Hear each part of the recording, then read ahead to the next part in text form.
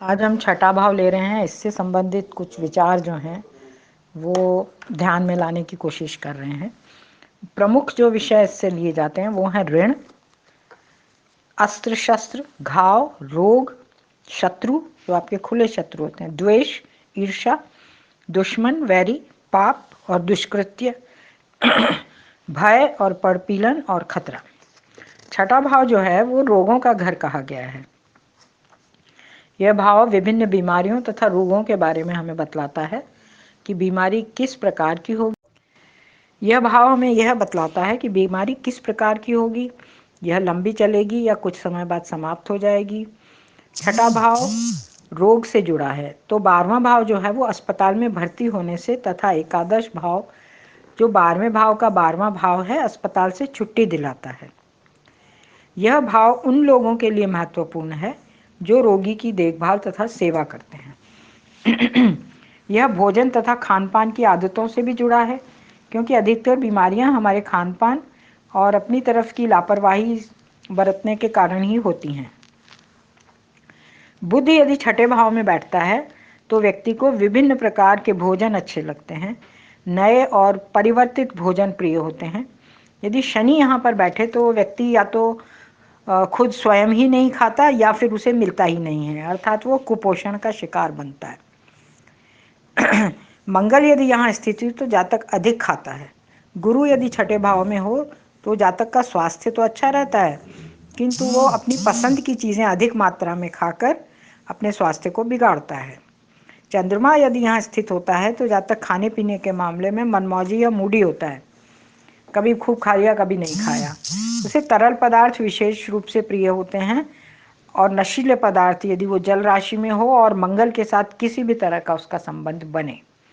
शुक्र यदि छठे भाव में हो तो जातक को सुरुचिपूर्ण खाना और पीना पसंद होता है, जिससे स्वास्थ्य को नुकसान हो सकता है।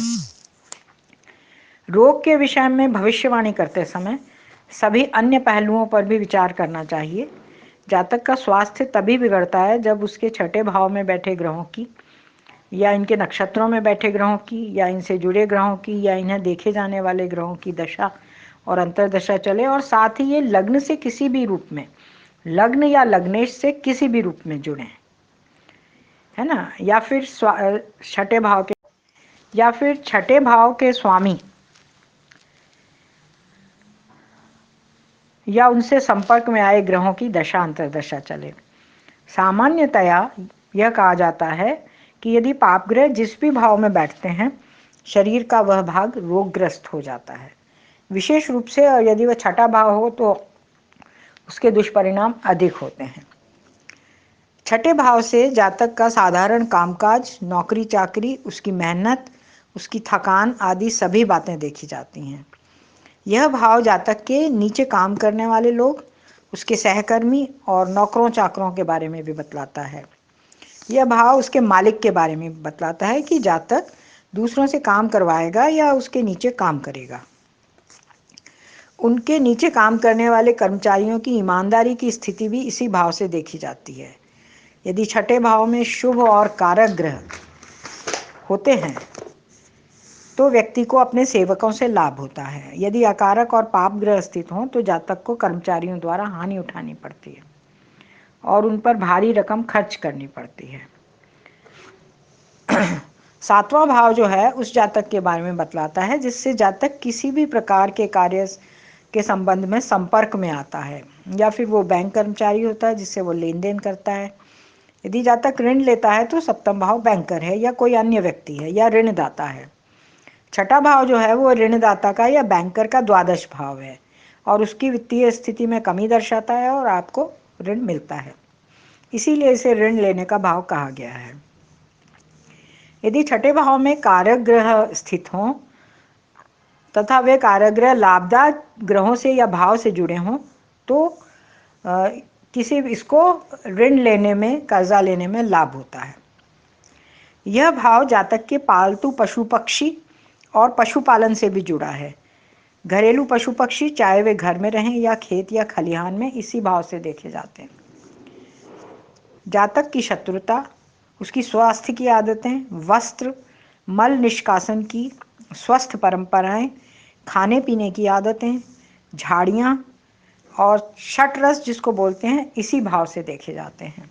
यह उपचय स्थान है, अतः चुनाव, प्रतियोगिता और युद्ध आदि में भी सफलता देता है।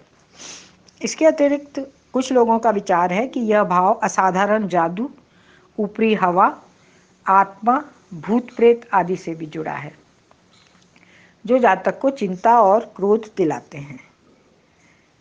एक्चुअली इस भाव के लिए और भी ज़्यादा विस्तृत विश्लेषण आवश्यक है। यदि ये स्वास्थ्य, रोग, ऋण, शत्रु इन सब से जुड़ता है तो और दूसरे सबऑर्डिनेट हाउसेस को भी हमें साथ में लेना पड़ेगा। छठा भाव जो है वो छोटे भाई या बहन के लिए वाहन की खरीद या बिक्री बतलाता है, माता की छोटी छोटी यात्राएं, प्रथम संतान की वित्तीय स्थिति, उसका व्यवसाय, उसका परिवार, जीवन साथी को हानि, उसके निवेश तथा उसके गुप्त शत्रु, उसके परिवर्तन या विदेश निवास, या फिर जीवन साथी से अलगाव या कटुता आदि बतलाता है। यही भाव जो है पिता के नाम, यश, व्यवसाय और व्यापार के बारे में बतलाता है। यदि जातक की कुंडली में छठे और 10वें भाव के स्वामी परस्पर शुभ संबंध बनाते हों तो पिता पुत्र का एक ही व्यवसाय हो जाता है।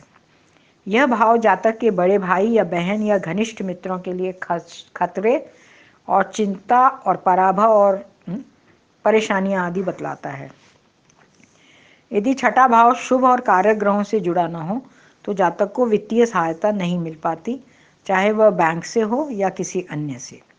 ग्राहक से समय पर उसे पैसा नहीं मिलता और ओवरड्राफ्ट सुविधा के लिए भी छठे भाव पर शुभ दृष्टि होना अनिवार्य है।